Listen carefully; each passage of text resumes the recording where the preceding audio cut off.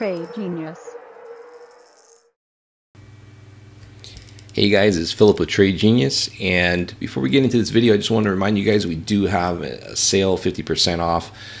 Just use code 50ME on our Trade Genius Academy website, and you can get packages. If you want to get in the room, you can get this package here. And right now is a great time. We're starting to see some uptick in the alts, and we're firing off some sell signal or buy signals. So anyway, thought I'd let you guys know that that special is running for a couple more days. All right, so to our video.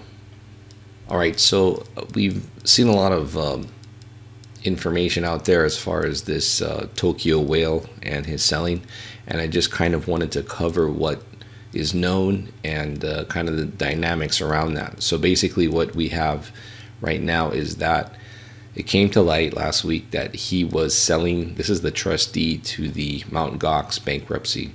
So he was selling enough Bitcoin to turn into fiat to take care of the creditors that were owed the cash value of their assets at the time of bankruptcy. Now, he is going to basically consult the courts as far as the remaining amount. So he sold 40,000 roughly, and he still has quite a bit more, 160,000 or 166,000 Bitcoin left. All right, so now there is another court proceeding in September 18th, but there's some confusion, or not confusion, but basically some interpretation of whether or not that means he has to wait till then, or if he's going to be able to sell more, just he has to talk to the court about it. There was a user on Twitter, he's Japanese. He says that he was kind of clarifying what the bankruptcy documents were saying. Basically, he was saying that he already has the authorization. So basically, he has to communicate with the courts if he's going to sell more. So the question is, does he have to wait till September? I'm going to show you a link where whether or not that's the case, we can at least keep an eye on it. But so that's what I'm going to show you guys next. There's a site, and the link will be in the description below. But this guy, and probably worth a donation because this is pretty good, that basically what he does, he's gotten all the cold wallet addresses associated with the Mt. Gox coins that are held up, and you can actually subscribe to the service basically that they have, or the script, and it will notify you, send you an email when one of these wallets has a movement. So again, link for this is in the description below, and that way if we do start seeing those coins move, we can kind of it's good to know. It's good to know. Dumping 40,000 coins. Now he's apparently did that from September to December. I'm not going to blame that fall from the highs. Actually, the dates on the wallet moves that they had were pretty much from the highs down to the lows.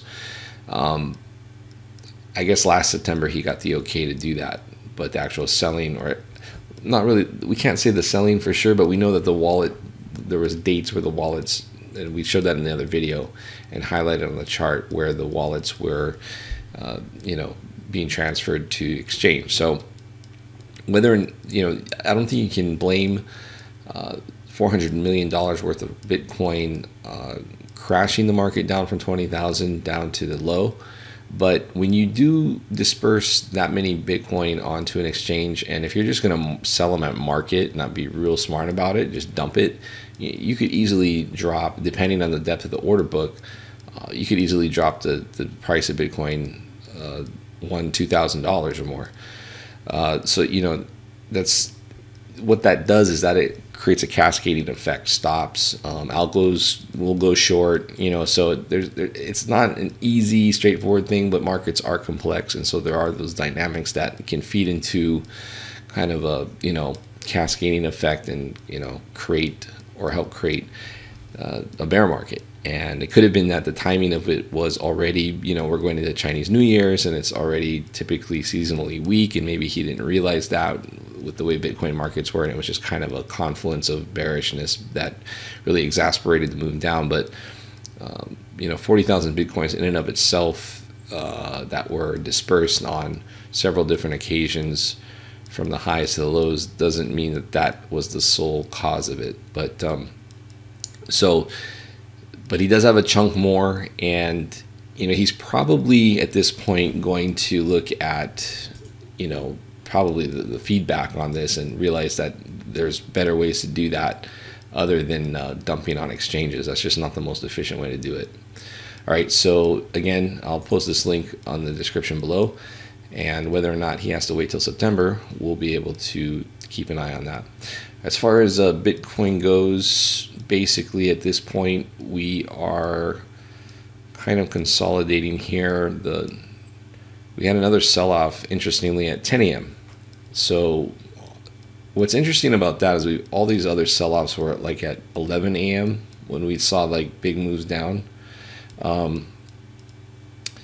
And so now with the daylight savings moving clocks forward, it happened at 10 a.m.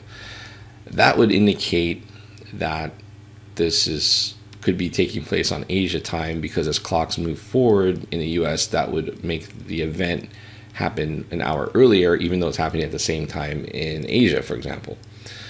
If it was a European event, then it would happen 1 hour later because of the daylight savings. So it's an interesting, we'll see what happens here. It's about 6 a.m. in the morning, and London is in full swing. London markets are in full swing. And as we typically see this time of morning, usually we get some, if London is buying, we see it, and we're seeing a little bit of that now on the 1 hour chart. But yeah, I think it's a little interesting that we're seeing that time difference there. Oddly, that time of day is middle of the night for Asia, so it's a little interesting there. But anyway, that's just a note. We'll see what happens today, see if it goes back to 11 a.m. Maybe it was a algo forgetting that it was daylight savings had changed or something like that. We'll find out. But anyway, just wanted to basically this video, I just wanted to tell you guys, or try to clear the air about that Bitcoin Mt. Gox whale, and what could or could not happen. There is also some clarification that he may also settle back in Bitcoin to the claimants, but I think time's just going to have to tell on how that shakes out. I think ideally that'd be best, but Tokyo law is a little different, and so they go off of the initial cash value from what I've read. All right, guys, that's pretty much it. Thanks for watching and appreciate it. Please hit like and subscribe, and I'll catch you on tomorrow's video. Thanks. Bye.